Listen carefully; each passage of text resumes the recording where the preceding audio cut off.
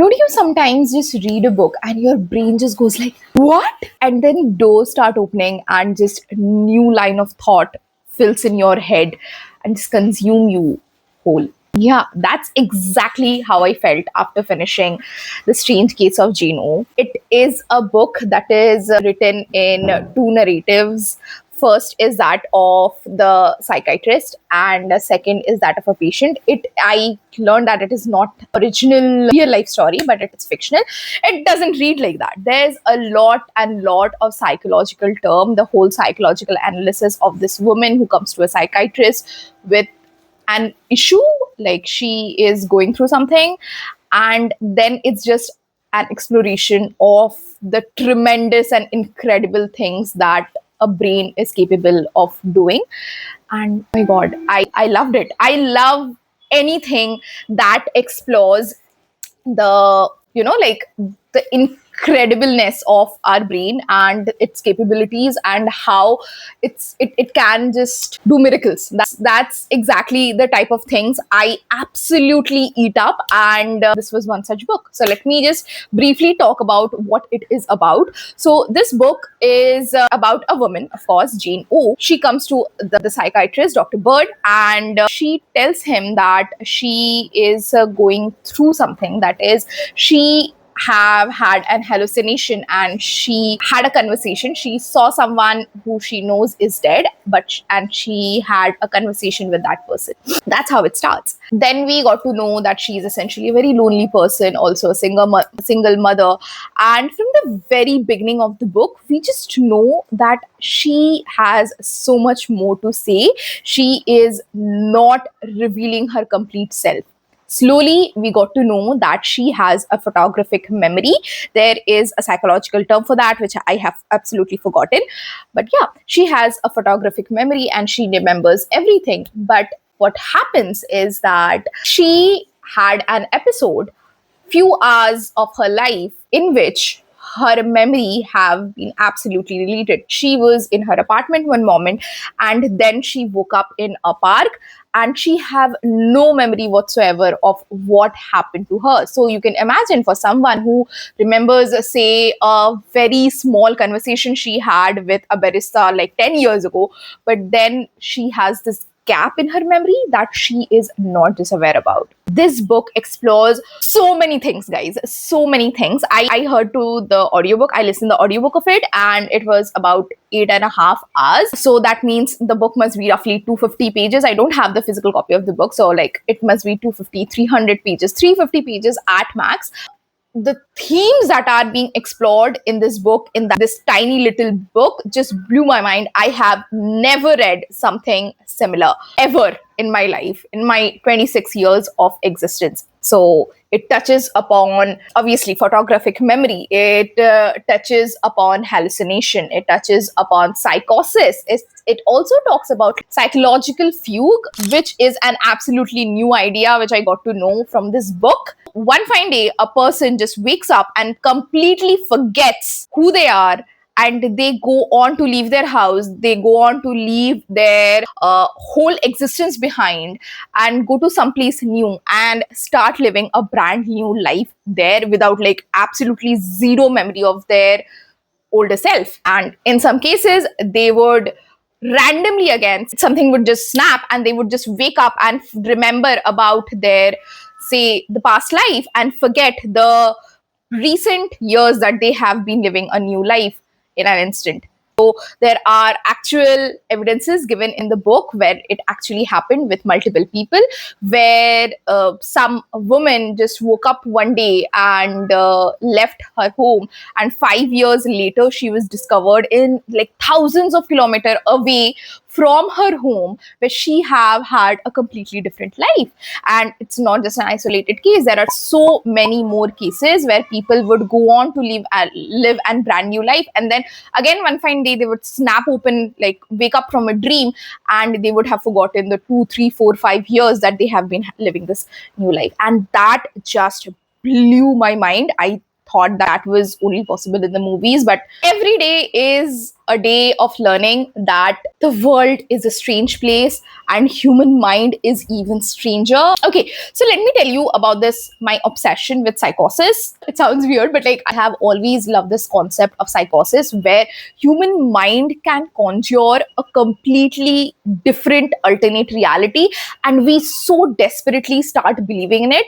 The first time I was exposed to this concept was when I watched House of Secrets. That is a documentary of the Burari murder case where all the family members goes on to kill themselves and there was absolutely no reason to believe why they would go on to do so because they were a very happy family, but it happened. And of course, when the later studies were done, they believed that they believed in this collective psychosis, that one member of the family, he had some supernatural powers, and not just him but every member in the family, very educated people who had very modern lives, would go on to believe in it and they would go on to kill themselves.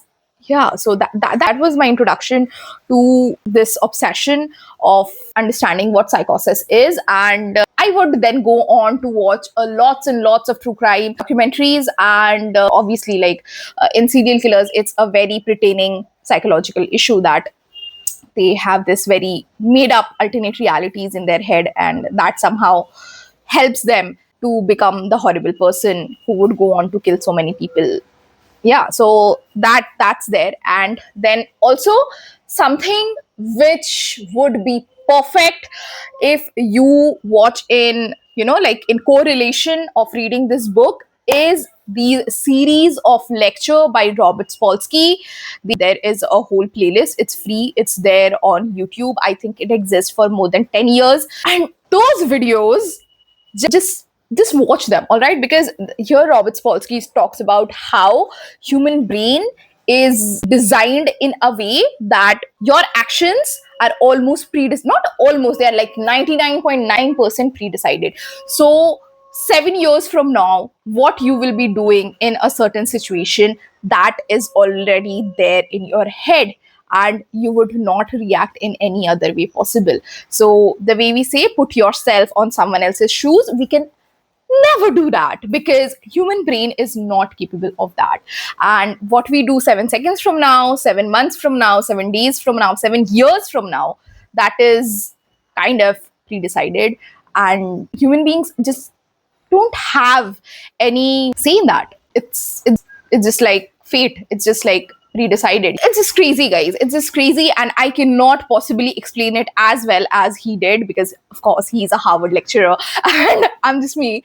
So please watch that, just watch that, because neurobiology, like our brain is such a fascinating thing, and I want you all to just experience this in its completeness.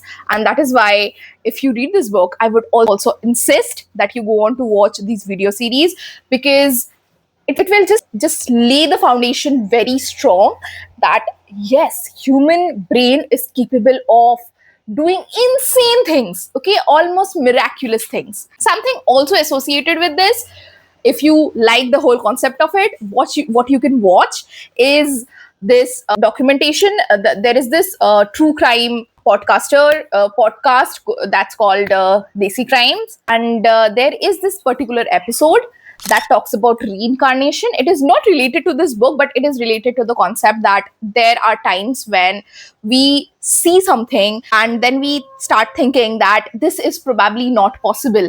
This is a similar way. I could never imagine myself believing in reincarnation, but then we would look at this certain examples and you cannot fathom it. You cannot fathom that with our limited knowledge of human brain and science and physics around us, how this is freaking possible, but it happens. And you can not believe it for the 99% of the time, but then that 1% of the time you have to really look into it and think that yes, that is possible in all its way. So this book, The Strange Case of Jane O, that also talks about these hunches. It also talks about our intuition, and it says that there is no proper scientific evidence of such things to exist. But that's how it starts. That's how the studies are happening. Okay, so we have existed for millions of years at this point, but the study of our anatomy, the study of our brains, is not older than a few centuries. So our understanding of physics, our understanding of biology, anatomy, and everything around us basically about the universe is so much limited, because the studies that are being conducted are just merely a few centuries, and that essentially is an understanding of a universe that have existed for billions and billions of years. So it's just crazy. All right, so there are some parallels drawn between the existence of dark matter, that how we just know that, like, the researchers, the physicists know that there is something that has to exist for all of this to happen, and there is dark matter, but we essentially don't know a lot about this.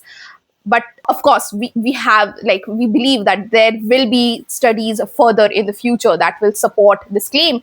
If we look at the continental drift theory, when it came into existence, Alfred Wegener was not able to give the right evidences for it, and for that, for decades, it would go on to be rejected. But now we know that it existed, and there is a plate tectonic theory, and there are leader scientists who would come and contribute to it. So that's exactly how scientific research come into being. It starts with a hunch, it starts with an intuition. I would not go on to spoil it, so that is why I am giving just the vague idea of the themes that exist in this book. By the end of it, we come to this point when we have to believe in something like an alternate reality. And with the upcoming movies and this trend around us, where we are, like, specifically giving mention to the Marvel movies, we are understanding the concepts of parallel universes and how it's a very legit possibilities. Okay, on the same context, there is this video by this very young fellow who explained four dimension, and that was also one of those mind-blowing moments for me. You can also check it out. This also kind of solidifies this whole concept. So it talks about how there can be parallel universe, and human brain are capable of so many things. So maybe there is a possibility that our brain can navigate into these, like specifically Jane O's case. There is no scientific evidence whatsoever, but there is a possibility that human beings can go on to switch their lives between the parallel universes.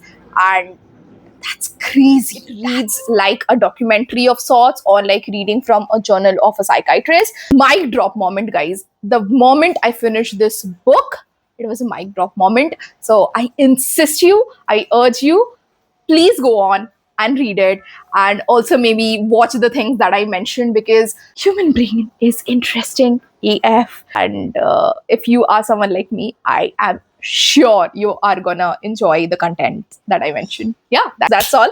This is a very chaotic video, I realize that, and this is exactly what I wanted to do on this channel, but I was being very choosy and picky. I just wanted the setting to be right and the lighting to be right and everything superficial. But I have realized that this is what I wanted to do on this channel, and hence the name Her Chaotic Mind. I want to talk about everything that is going on in my mind, and it is like a documentary of my own understanding of the world. And yeah, that's a video for today. I hope you enjoyed it. If you did, do let me know, and do let me know if you would like to watch such spontaneous videos, or like you like the way I did the videos earlier. So yeah, with that, that's a wrap. Bye-bye. I will go on and pick up one more insane book, and then again come back and tell you something insanely cool. Bye-bye.